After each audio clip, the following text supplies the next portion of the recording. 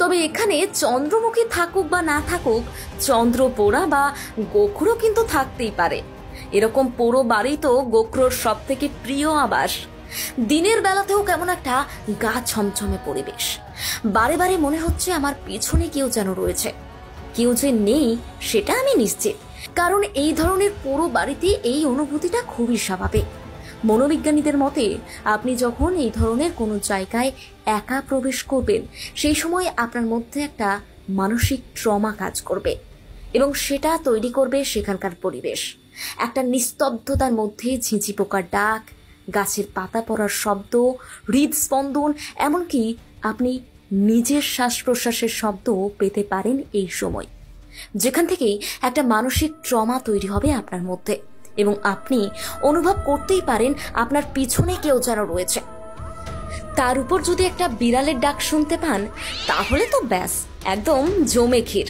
তবে সঙ্গে কেউ থাকলে এই অনুভূতি থেকে বঞ্চিত হতেই পারেন, কারণ আপনার কনসেন্ট্রেশনটা তখন বারে বারে ব্রেক করতে পারেন আপনার সঙ্গী।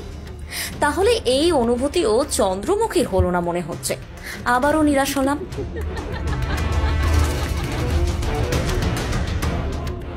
ওই যে বললাম, এটা বসন্ত কুমারের মহল। চন্দ্রমুখীর সাথে বসন্ত কুমারের এই সম্পর্ক নাকি মেনে নেননি তার পরিবারের লোকজন। শুধু তাই নয়, দুজনকে আলাদা করার জন্য ওই কক্ষেই চন্দ্রমুখীকে নির্বাসনে রাখা হয়েছিল, এবং সেই নির্বাসনে থাকাকালীনই নাকি চন্দ্রমুখী ঘন্টার পর ঘন্টা ওই জানালা দিয়ে তাকিয়ে থাকতেন, একবার বসন্ত কুমারকে দেখার তীব্র বাসনা নিয়ে। এবং এই কক্ষেই নাকি নির্বাসন থাকাকালীন একদিন প্রাণ ত্যাগ করেছিলেন চন্দ্রমুখী। আজও এখান থেকে নাকি চন্দ্রমুখীর কান্নার শব্দ পাওয়া যায়।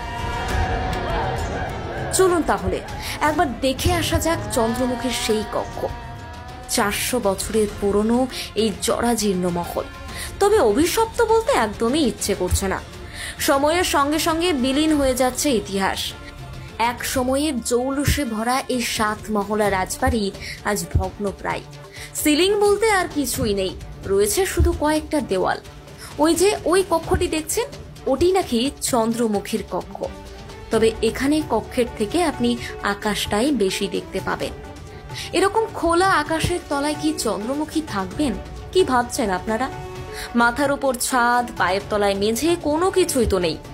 তারপর যদি মনে করেন নিচের কক্ষে শিফট করবেন, তাহলে তো রাত্রিবেলায় সর্পাঘাত অবধারিত। যাকে নেই এখানেও চন্দ্রমুখী। আবারও হতাশ হলাম। যাই হোক, এসব আজে বাজে বিষয় সরিয়ে আসল সত্যে আসা যাক। এখানে চন্দ্রমুখী নেই। আসলে চন্দ্রমুখীর চরিত্রটা সম্পূর্ণভাবে একটি কল্প কাহিনী, যে কাহিনীর উপর ভিত্তি করে তৈরি হয়েছে বাংলায় রাজমহল, বলিউডে ভুলভুলাইয়া, যদিও সেখানে নাম দেওয়া হয়েছিল মঞ্জুরিকা। দক্ষিণে চন্দ্রমুখী নামে একাধিক সিনেমা। যদিও একজন লেখক যে গল্পটি রচনা করেন, বেশিরভাগ ক্ষেত্রেই তার সমাজেরই কোনো ঘটনার প্রতিফলন, অর্থাৎ এমন কোনো ঘটনা যা তাকে বিশেষভাবে আলোড়িত করেছিল, সেটাই তার গল্পে স্থান পায়। তাই এক্ষেত্রেও চন্দ্রমুখীকে কেন্দ্র করে যে গল্প, হয়তো তা কোথাও নিশ্চয়ই ঘটেছে, হতেই পারে এমনটা, কিন্তু তার সঙ্গে কালিকাপুর রাজবাড়ির দূর দূরান্তে কোনো সম্পর্ক নেই। তাই একটা অনুরোধ, এমন সুন্দর দর্শনীয় স্থান ভৌতিক বলে অপপ্রচার করবেন না। কে বলতে পারে এমন স্থান একদিন কালের নিয়মে নিশ্চিহ্ন হয়ে যাবে না? তার আগে মানুষকে এটা দর্শন করার সুযোগ করে দিন। তবে আমরা যেমনটা বলেছিলাম, চন্দ্রমুখীর খোঁজ আমরা চালাতে থাকবো। খুঁজে বার করার চেষ্টা করব আসল চন্দ্রমুখীর ঠিকানা। ভালো থাকবেন, সুস্থ থাকবেন।